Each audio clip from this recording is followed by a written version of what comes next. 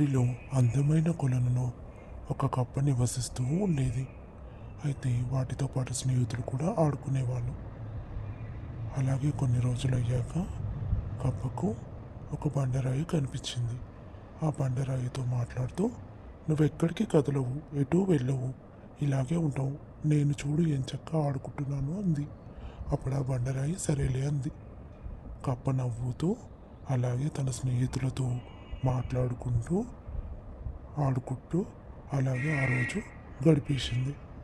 తర్వాత ఒకరోజు పెద్ద తుఫాను వచ్చింది.